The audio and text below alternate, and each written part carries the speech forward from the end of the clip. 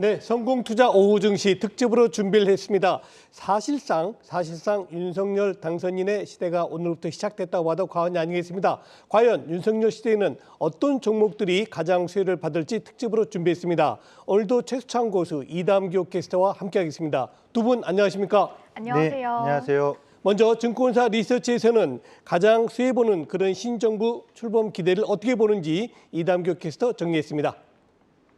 제20대 대통령으로 윤석열 대선 후보가 당선됐습니다. 5월 10일에 임기가 시작됐는데요. 신정부 출범을 앞두고 증권사는 어떤 시각을 제시했는지 알아보겠습니다. 먼저 NH투자증권의 의견입니다. NH투자증권은 신정부 출범이 코스피 수익률에 미치는 영향은 제한적일 것이라고 전망했습니다. 한국은 수출 비중이 크기 때문에 대선보다는 글로벌 경기에 민감하다고 설명했는데요. 단 신정부 정책에는 관심을 기울여야 한다면서 내수 소비주와 건설, 원전주의 수혜를 전망했습니다. 기존 정부와 가장 뚜렷한 차이를 보이는 부분이 부동산과 에너지 정책이라고 밝혔는데요. 또한 윤석열 당선인이 코로나19 극복을 위해서 지출 확대를 공약한 점에 주목했습니다. 그러면서 올해 하반기에는 경기 부양 효과가 기대된다고 전망했습니다. 다음은 유진투자증권의 분석입니다. 대선은 주식시장 강세에 긍정적이라는 의견을 제시했는데요. 통상적으로 한국 대선 1년 후에 코스피는 상승세를 보였다고 밝혔습니다. 대선 전 3개월의 주가는 선거 불확실성으로 부진했지만 6개월이 지난 후에 상승한 경우가 많았다고 설명했는데요. 윤 당선인의 공약 키워드는 디지털과 탈탄소, 스타트업과 중소기업 지원 정책이라고 밝혔습니다. 유진투자증권은 이에 대한 의견으로 대기업 고용을 늘리기보다는 벤처기업 수를 늘리는 것이 고용 확대에 더 유리하다고 설명했습니다. 한국투자증권의 의견도 보시죠. 건설업종의 수혜를 전망했는데요. 신정부의 정책이 주택 매매 거래와 공급 증가로 인해 국내 건설주에 긍정적일 것이라고 설명했습니다. 특히 민간주도 정책을 통해서 대형 건설사가 수혜를 입을 것이라고 전망했는데요. 또한 규제 완화로 주택 매매량이 반등할 것이라면서 리모델링 건자재주에 주목해야 한다는 의견을 제시했습니다. 관심주로는 GS건설을 꼽았는데요. 민간 시행사의 도급 물량과 수도권 정비사업지에 강점이 있는 기업이라고 설명했습니다. 다음은 KB증권의 원전 관련주 수혜 의견입니다. 원전 공약은 기존의 정책에서 가장 큰 변화가 예상된다고 밝혔는데요. 탈원전 정책의 폐기와 신규 원전 건설 공약에 주목했습니다. 또한 윤 당선인은 탄소 중립을 위해 화석 발전의 비중을 축소하고 수소 경제는 확대하겠다는 공약을 제시했습니다.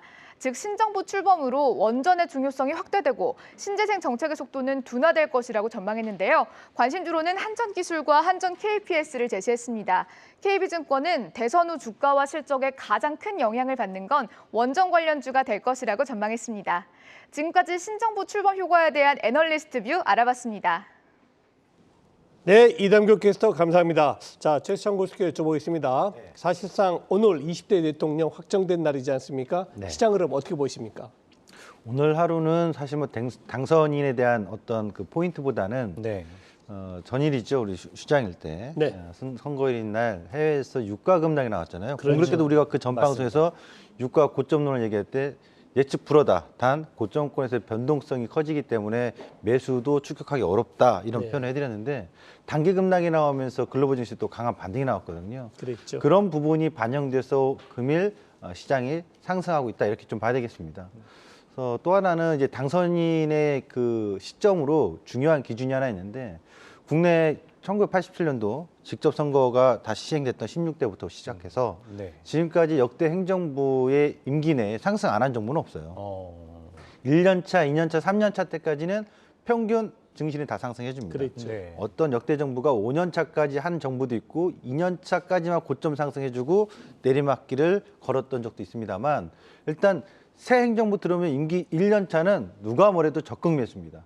지수 저점이 어디냐 논하기보다 적극 매수에 임해야 된다. 저는 그렇게 말씀드리고 싶고요. 또 하나는 이제 당선인별로 뭐 증시에 대한 전망 목표도 제시한 적이 있는데 이거 하나 좀 참고했으면 좋겠어요. 제가 뭐 그 목표가에 정확히 온다 안 온다 이 얘기는 못 하겠습니다만 지금까지 역대 정부에서 행정부 임기 내에 당시 최저점에서 상승 최고점까지는 기본 거의 100%씩 다 왔습니다. 딱 한 정부만 못 왔거든요. 탄핵 때문에 못 왔는데 만약 탄핵을 당하지 않았다면 2017년도까지 임기가 있었는데 당시 고점으로 따지면 최소 50%가 넘어왔거든요. 당시 지수가 1770포인트가 2013년도 저점이었고요. 2017년도 고점은 2600포인트 넘었기 때문에 네. 그 정도 상승 목표가 나오는데 지금 20대 행정부 이제 시작이잖아요. 지금 시점에서 저점이 어디라 논하기는 어렵지만 대략 2,500포인트가 저점이라고 가정했을 때 4,000포인트까지 충분히 가능한 목표 비전이 있다. 이렇게 보셨으면 좋겠습니다.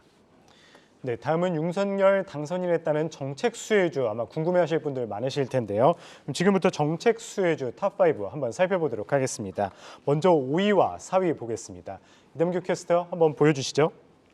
네, 정책 수혜주 탑5 알아보겠습니다. 5위와 4위부터 보시죠. 5위는 네이버입니다. 오늘 주가 강한 흐름 보이고 있는데요. 윤 후보의 당선으로 플랫폼 기업 규제 완화에 대한 기대감이 반영된 것으로 풀이됩니다.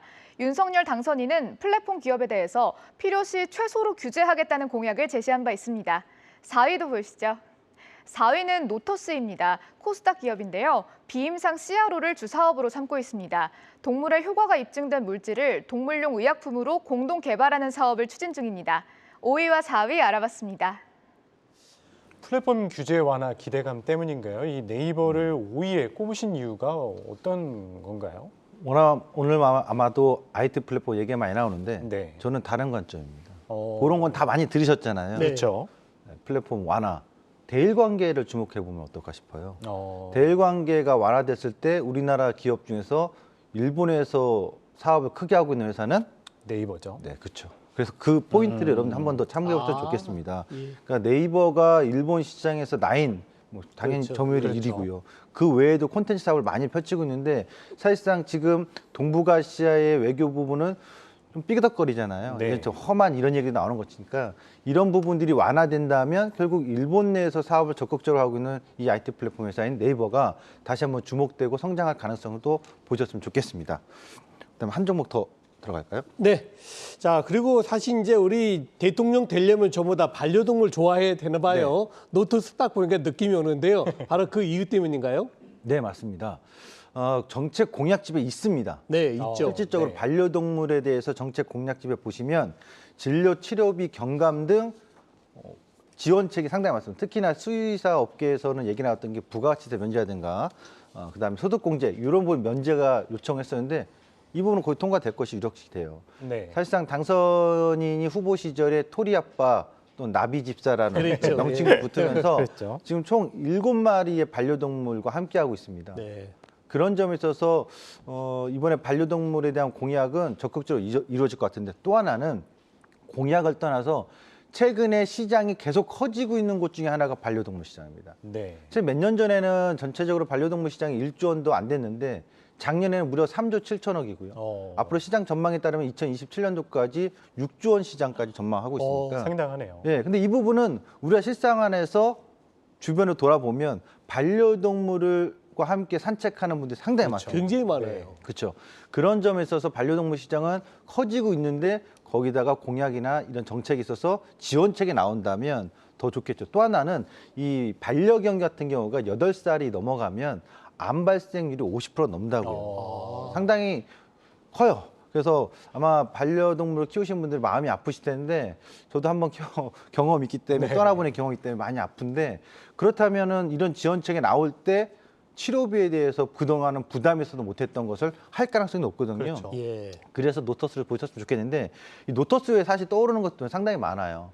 특히 사료 쪽으로 보실 수도 있고 지금 노터스처럼 이 회사는 동물 바이오 신약 쪽을 개발이에요. 네. 암 쪽이거든요. 네. 이런 부분을 이제 집어봤는데 종목은 상당히 많습니다. 예를 들면 이글뱃도 있고 대한유판도 동물약품 있고 상당히 많은데 그중에서 노터스 같은 경우는 일단 동물약품에서 암 쪽에서 이 바이오 산업하고 또 하나는 케어용품입니다. 케어용품. 네, 케어용품 사업을 하면서 당연히 이제 그동안에는 사실 물만 뿌리고 그렇게 했던 아주 오래전에는 강아지를 씻겨주는 경우는 거의 없는데 전반적으로 이런 케어용품이 증가하는 거에 있어서 주목이 된다 이렇게 보셨으면 좋겠습니다.